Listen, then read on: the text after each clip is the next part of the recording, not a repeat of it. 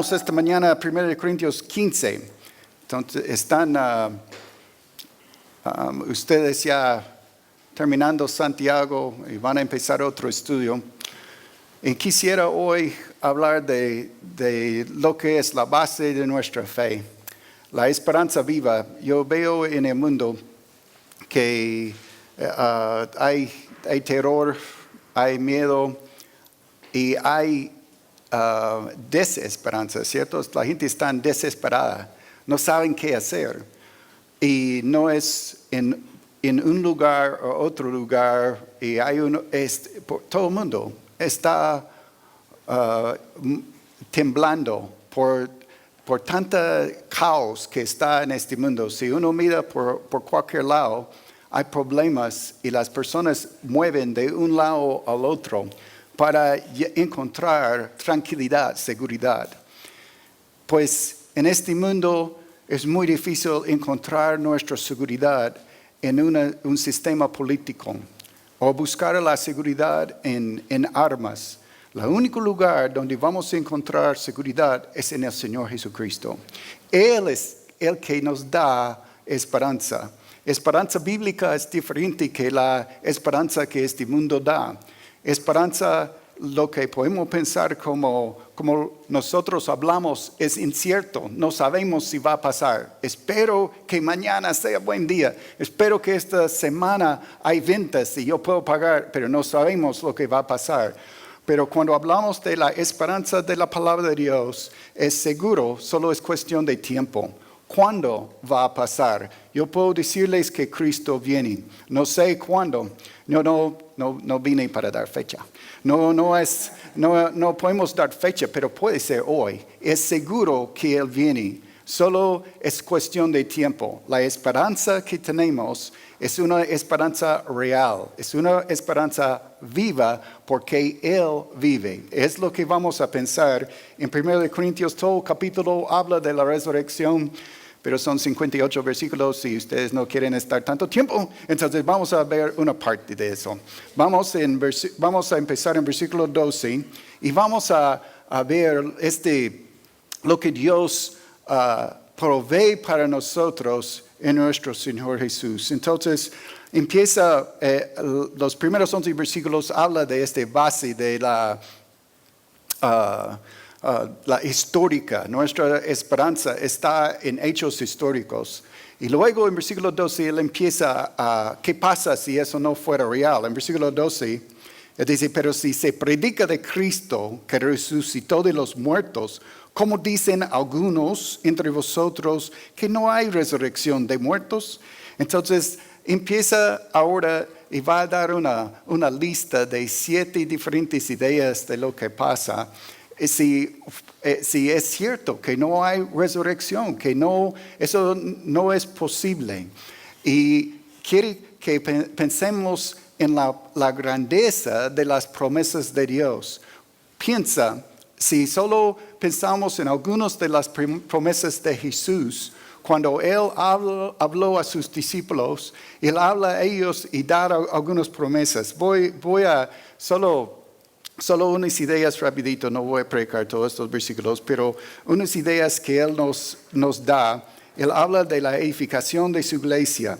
En Mateo 16, el versículo 18, cuando Él estaba hablando con Pedro y los discípulos, dice, yo también te digo, está en la pantalla también, si yo también te digo que tú eres Pedro y sobre esta roca edificaré mi iglesia, las puertas de Hades no prevalecerán contra ella.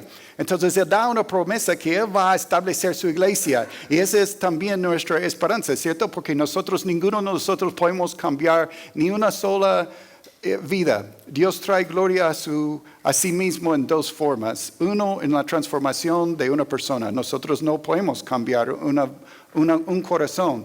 Y también en reunirnos en lo que se llama la iglesia. El ser humano es difícil la unidad. Y es Jesús que nos une. Es el propósito en Él que nos une. Es el amor de Él que nos une. Ese es el poder de la resurrección.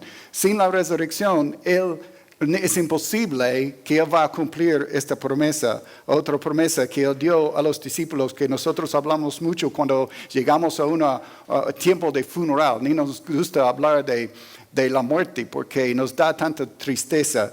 Pero en Juan 14, 2 y 3, Él habla a sus discípulos cuando Él está hablando de su propia muerte, cuando Él iba a dejar a ellos porque quisiera dar a ellos esperanza. Él dice, en la casa de mi Padre muchas moradas hay. Si así no fuera, yo los hubiera dicho, voy pues a preparar lugar para vosotros. Entonces, Él habla de, Él está preparando un lugar para cada uno de nosotros, donde nosotros podemos estar con Él por toda la eternidad. Si Él está muerto y no hay resurrección, es imposible. No hay lugar, no hay donde nosotros no tenemos esperanza de dónde vamos a estar. Otro que cuando Él habló con, habla en Hebreos capítulo 7, 25, cuando está hablando de la misión de Jesús ahora mismo, y Él habla o la palabra de Dios, habla del ministerio de Jesús aún. Él tuvo un ministerio mientras estuvo sobre la tierra y ahora aún su ministerio sigue. Entonces en Hebreos 7, 25 dice, por lo cual puede también salvar perpetuamente a los que por Él se acercan a Dios, viviendo siempre para interceder por ellos. Entonces es puede imaginar a Padre, al lado del Padre perpetuamente, eternamente, al lado del Padre. Y cuando habla de uno de nosotros, cuando ve a Keith, cuando Keith peca, él dice al Padre, no Padre, él es uno mío. Y yo lo compró con mi sangre. Él sí es salvo. Eso es lo que el Señor hace por nosotros perpetuamente. Él puede hacer eso. ¿Por qué? Porque Él vive perpetuamente. Resucitó de entre los muertos. Cuando venimos ahora, vuelven ahora, espero que tienen el dedo en 1 Corintios capítulo 15. Y Él dice ahí que de la resurrección de los muertos, Jesús, ese es su ministerio ahora. Piensa en el lado nuestro. Es lo que Él va a hacer empezando en versículo 13. Y versículo 13 dice, porque si no hay resurrección de muertos, tampoco Cristo resucitó. Entonces hay que pensar en el nombre de Jesús, Cristo. Él es el Mesías, es la idea de Cristo. A veces usamos Jesús, usamos Cristo como nombres intercambiables, ¿cierto? Podemos llamarlo Señor, podemos llamarlo Jesús, podemos llamarlo Cristo. Pero cada nombre tiene su enfoque, tiene lo que podemos entender en cuanto de Jesús. Y la idea de Cristo es Mesías, es el que de las profetas que hablaron de Él, que iba a venir para salvarnos, para rescatarnos. A mí me gustó, yo leí un hombre que dijo que los santos del Antiguo Testamento fueron salvos por crédito, porque ellos estaban esperando al momento cuando Cristo iba a pagar. Estaban mirando hacia adelante al futuro, que cuando Cristo iba a pagar por su deuda del pecado. Entonces, salvos por crédito, me gusta eso. Entonces, pero Cristo pagó ya, no tienen intereses ya. Entonces, pero si Cristo no resucitó, quedan muertos. Quedó en su pecado. No hay Salvador. No hay uno que va a rescatar ni a ellos ni a nosotros de nuestros pecados. Versículo 14 dice, si Cristo no resucitó, vana es entonces nuestra predicación. Vana es también vuestra fe. Entonces la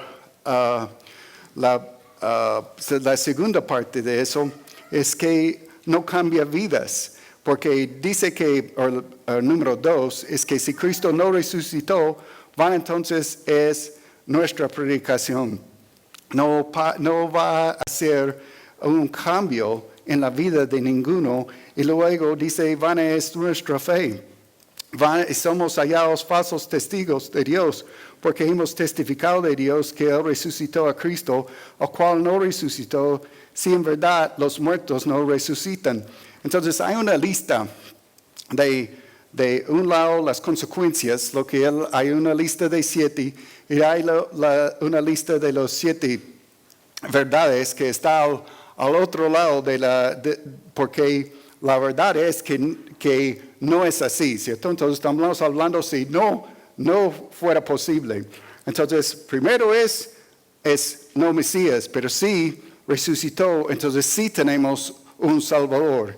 La segunda idea es la idea de no cambia vidas, que no hay forma de transformación, pero como Cristo resucitó, sí cambia vidas, sí es cierto. Entonces nuestra predicación no es en vana, vana es la idea de que no resulta nada, ¿cierto? Entonces, pues yo estaba orando antes de subirme, que el Espíritu de Dios iba a estar operando en sus corazones. ¿Por qué? Porque yo puedo hablar y hablar todo el día, pero no va a resultar en nada si Dios no está obrando. Pues no, si no hay resurrección y lo que estamos hablando no es la verdad, yo puedo hablar todo el día y no va a tener ningún impacto en la vida de ninguna persona. Pero como Cristo resucitó entre los muertos, transforma. La palabra de Dios tiene poder para transformar la vida de cada uno. Y cuando escuchan la palabra de Dios, nos da ánimo, nos da lo que necesitamos para vivir para Él y nos convence de pecado. Decidimos arrepentirnos, necesitamos hacer cambios en nuestras vidas y vivir para Él. Eso es lo que hace Cristo en nuestras vidas. Sí cambia vidas. Y dice a nosotros que somos, en versículo 15, que somos hallados falsos testigos, mentirosos. Si Cristo no resucitó, nosotros mentirosos. Estamos hablando de cosas que no son, que vamos a las personas y decirles que Cristo vive, que Cristo resucitó, que puede cambiar su vida. Y si no es mentirosos, somos. Pero no, somos embajadores más bien. Somos los que llevan el mensaje. Y el embajador no tiene derecho de cambiar el contenido. Él es el heraldo, él es el que puede dar el mensaje que ha sido dado a él. Entonces lleva el mensaje de la verdad. Somos los que testificamos de lo que Cristo ha hecho en nosotros. Y podemos hablar como testigo porque ha pasado en nosotros también. En versículo 15 sigue hablando porque hemos testificado de Dios que Él resucitó a Cristo, a cual no resucitó. Si en verdad los muertos no resucitan. Otro en versículo 16 dice, porque si los muertos no resucitan, tampoco Cristo resucitó. Entonces, sin esperanza, en vez de tener esperanza, sin poder, pero vemos que Él es poderoso. ¿Sabe cuál es nuestro miedo más grande? Es la muerte. No nos gusta hablar de la muerte. No nos gusta ir al cementerio. No nos gusta ir a un funeral. Bueno, por un lado, obviamente, cualquier separación nos da tristeza, pero también nos da miedo. Pero es lo que Cristo ha transformado. Él ha quitado ese aguijón. Ya no tenemos que tener miedo de la muerte. Más bien sabemos lo que Cristo ha hecho por nosotros. Entonces no es miedo, de pronto sí es dolor. Pero no dolor como uno que no cree. No dolor como un incrédulo. Ya tenemos esperanza, la esperanza viva. Mira lo que dice el versículo 17. Y si Cristo no resucitó, vuestra fe es vana. Aún estáis en vuestros pecados. Entonces, esa es, yo creo, las cosas más grandiosas de pensar en lo que sí tengo en Cristo es perdón de pecado. Porque si no tengo ese perdón, sigo con ese sentir de culpabilidad que está encima de mí, mi carga de pecado que no puedo quitar. Yo no sé qué tan bonito es escuchar las palabras entre nosotros, ¿cierto? Te perdono. Que cuando hay conflicto entre una u otra persona y puede pedir perdón y sentir, ok, ya estamos bien y podemos hablar. Bueno, de pronto ustedes no han pasado eso, pero de pronto en la casa una vez que hay un poco de tensión, ¿cierto? Porque alguien ofendió del otro. Y cuando pide perdón y esa tensión cambia, ¿cierto? Ya hay relación de nuevo y pueden hablar. No me miren así, ya han pasado eso todo, ¿cierto? Ok. Pero ¿cómo hace uno eso con Dios?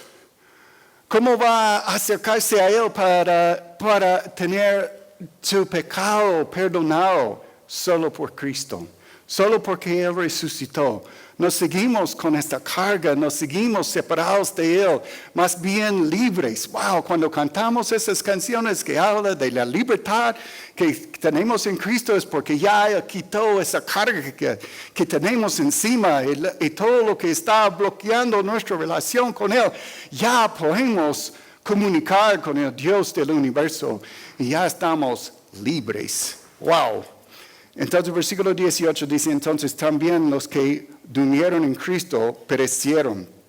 La idea de duermen en la palabra, cuando habla de un creyente, es la idea de que murieron. Entonces, duermen en Cristo es una forma bonita para decir que murieron, porque en Cristo así es que la idea de paz, la idea de uno que ha pasado de un estado a otro, no habla tan fuerte, pero la idea es que murieron, ya algunos han muerto en Cristo, pero lo feo es que si no hay resurrección, aniquilación, que ya no existe más. Yo he hablado con algunas personas que me dicen que no creen en un futuro, solo creen que este es todo, es lo que nosotros estamos viviendo, y un día ya mueren y vuelven a lo químico, al polvo que era, pero no existe nada más. Estaba pensando, ¿qué es eso? Yo no quiero creer que no hay nada, que este tiempo, que esta vida es súper cortica. Ya soy abuelo, entonces puedo confirmar que esta vida es súper cortica, pasa rapidito. Yo recuerdo cuando yo veo a todos con los hijos chiquitines que están en sus brazos y wow, este tiempo pasa rapidito. Ya mis hijos pueden levantarme a mí en vez de yo levantar a ellos. Y ya no están en la casa. Y el tiempo pasa así. Y decir que este tiempo que tenemos acá es todo. Y la gente hace cualquier tontería para ver si pueden vivir más tiempo aquí. Hay hasta que han visto que pagan los ricos para congelar su cuerpo hasta que un día esperen que la ciencia van a revivir. Pues la ciencia no pueden hacerlo ahora, pero de pronto en 100 años pueden sacarlos de la muerte otra vez. ¡Qué locura! Lo que tenemos nosotros es mucho mejor. Tenemos la esperanza de la resurrección, que sí vamos a vivir para siempre. No es aniquilación, no es que no vamos a seguir. Tenemos la resurrección. Mira lo que dice el versículo 19. Si en esta vida solamente esperamos en Cristo, somos los más dignos de conmiseración de todos los hombres miserables. ¿Por qué dice eso? Uno dice, bueno, yo vivo mejor vida conociendo a Cristo ahora, aun si no fuera la verdad. Pues de pronto sí, pero de nuevo es cortico. Entonces, por eso él dice conmiseración, de ser mentiroso, de hablar de todo eso y no sea cierto, de conmiseración, pero más bien es de consolación. Yo no sé cuántos velorios donde yo he estado, donde yo puedo hablar de la resurrección y dar consolación a las familias. La única cosa que nos lleva adelante, que quita este aguijón de la muerte, es saber lo que dice el versículo 20. Versículo 20 dice, mas ahora Cristo ha resucitado de los muertos, primicias de los que...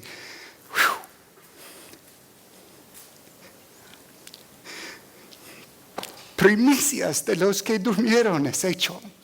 Primicias, ¿por qué dice primicias? Otros resucitaron de los muertos, ¿cierto? Pero tenían que morir otra vez. Jesús levantó a Lázaro entre los muertos. Cuando dijo, Lázaro, ven fuera. Si no hubiera dicho Lázaro, todos llegaron, ¿cierto? Pero por lo menos señaló solo Lázaro. Lázaro salió, pero Lázaro tuvo que morir otra vez. Jesús resucitó ya con cuerpo glorificado, ya con cuerpo transformado. Se me olvidó el primer versículo, pero no tiene que volver. Pero la primera parte es interesante en Hechos, cuando Jesús resucitó y es llevado al cielo. Los discípulos tocaron a él, tocaron su cuerpo, tocaron sus manos, comieron con él. ¿Qué clase de resurrección era de Jesús? Primicias de la resurrección. Cuando tocaron a él tenía un cuerpo glorificado, un cuerpo diseñado, hecho para la eternidad, un cuerpo que ya no tiene pecado en él. Nosotros somos tocados por el pecado. Es por eso que fue difícil levantarse hoy con dolor y tenía que tomar café para ver si puede salir de la casa. Ese cuerpo que está dañado por el pecado. Jesús, con cuerpo resucitado, glorificado, ya no tiene los efectos del pecado en él. Él tiene un cuerpo que ya va a vivir por la eternidad. No estoy diciendo que Jesús tenía pecado. Estoy diciendo que Él era humano. Y nosotros vamos a tener un cuerpo glorificado. Vamos a tener un cuerpo parecido en cuanto de calidad de lo que Jesús tuvo cuando resucitó de entre los muertos. Entonces, Él es primicias y nosotros también vamos a tener una resurrección. Mira lo que dice en la próxima parte. Porque vamos a llegar ahí. Versículo 21 explica. Porque por cuanto la muerte entró por un hombre, también por un hombre la resurrección de los muertos. Porque así como en Adán todos mueren, también en Cristo todos serán vivificados. Entonces, versículo 20 me dice que ¿quién es Jesús? Versículo 21, vamos bien. Versículo 21, la redención. Pobre Karina, tratando lo siento, pero no estoy acostumbrado a no hacerlo. Entonces, versículo 21 dice, porque por cuanto la muerte entró por un hombre, también por un hombre la resurrección de los muertos. Entonces, vamos a versículo 21 y 22. Ok. ¿Cómo es que la muerte entró en el principio? Fue el pecado de Adán. Ahora, el problema es que ninguno de nosotros tenemos la opción en cuanto de estar en Adán. Ese es automático. Nosotros somos raza, no somos hechos individualmente como los ángeles. Ángeles no son raza. Ángeles son hechos como las estrellas que fueron hechos, que todo fue hecho individualmente y dado nombre. Entonces los ángeles no procrean, es lo que dice el Señor, ¿cierto? Que en la eternidad nosotros tampoco vamos a procrear. Entonces en Adán, como raza, como él pecó, él pasa esa naturaleza pecaminosa a cada uno de nosotros. Tenemos esa tendencia adentro de nosotros de querer pecar. Ese es cuando la Biblia habla de la carne o habla de la naturaleza pecaminosa, está hablando de esa idea de que hay algo en mí que quiere revelar. Cuando alguien te dice, no puede parquear ahí, y algo adentro dice, ¿por qué? Yo puedo parquear donde yo quiero parquear. Es lo que estamos hablando. Esa es la naturaleza pecaminosa. Que yo quiero hacer lo que yo quiero hacer. Es lo que tenemos en Adán. En Adán todos mueren, todos están separados de Dios, todos están tan lejos que no pueden volver, sin esperanza, sin posibilidad de acercarse a Dios. Cuando hablamos de muerte, estamos lejos, tan lejos que es imposible pensar que por nuestras obras, por nuestras buenas cosas, que vamos a acercarnos a Él. Es imposible. Es lo que hablamos cuando hablamos de la idea de la balanza, ¿cierto? Que aunque yo tengo cosas buenas a mi favor y cosas malas que yo hago en mi pecado, y yo cada vez que yo cometo un pecado, yo trato de hacer 2 o 3 o 4 cosas para tener las cosas a mi favor. Yo no puedo borrar lo malo como bueno. Es imposible. Ese es muerto, separado de Dios. Yo no puedo acercarme a Él. Es lo que recibimos en Adán por nacer. No tienen todos estamos en Adán, muertos, lejos de Él. Es lo que recibimos. Pero dice también en el versículo 21, dice también por un hombre la resurrección de los muertos, porque así como en Adán todos mueren, también en Cristo todos serán vivificados. Jesús no es automático. Estar en Adán automático, estar en Jesús es decisión. Tengo que tomar la decisión si voy a seguir a Cristo o no, si voy a entregar mi vida a Él o no, si voy a arrepentirme del pecado o no. Eso sí es una decisión. Voy a seguir a Jesús y vivir para Él y quiero que Él sea Señor de mi vida o voy a seguir en lo mío, tomando mis decisiones, haciendo lo que yo quiero, haciendo lo que mi carne dirige. Entonces, en Cristo, en Jesús, en Adán, muerte, en Cristo, vivificados. Esa es una palabra buenísima, vida. Lo que Cristo me ofrece es vida. Uno dice, pero tengo vida, estoy respirando, ¿cierto? Estoy aquí. Una cosa es existir, otra cosa es vida. Jesús ofrece vida real. Cuando todos los que son creación de Dios, todo ser humano vive, ¿cierto? En el sentido de que existe. Pero hasta que uno llega a Jesús, vivifica. Ya Él da lo que nosotros estamos esperando. Él da a nosotros la reconciliación con el Padre y tenemos vida real por la primera vez en nuestras vidas porque tenemos comunión con Dios.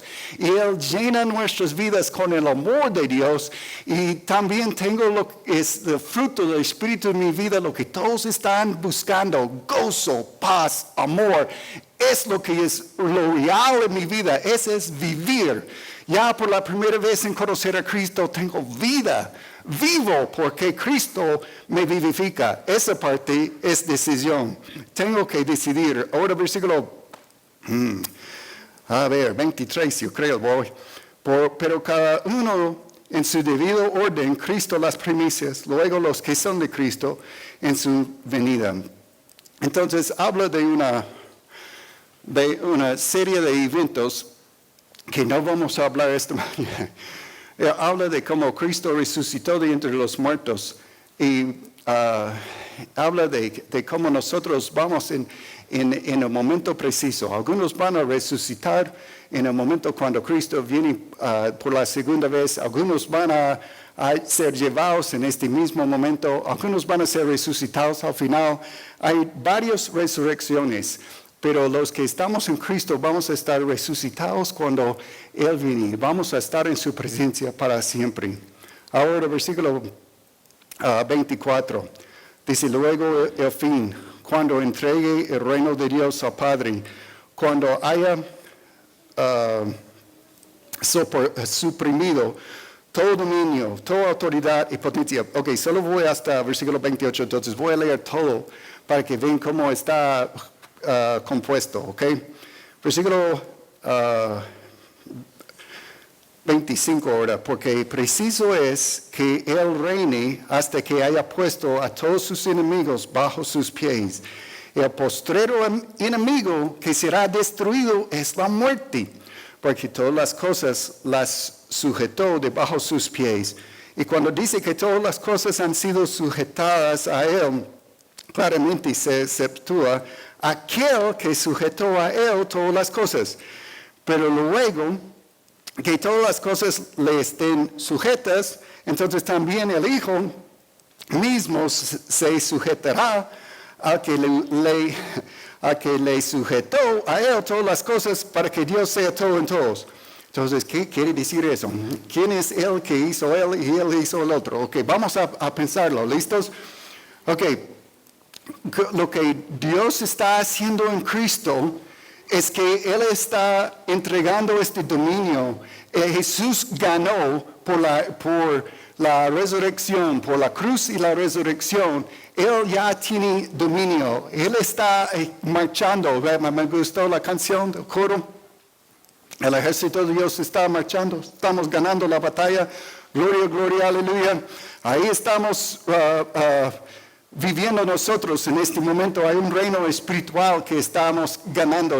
Cada vez que compartimos el Evangelio, cada vez que vemos otra persona que recibe a Cristo, estamos trabajando para el reino de Dios.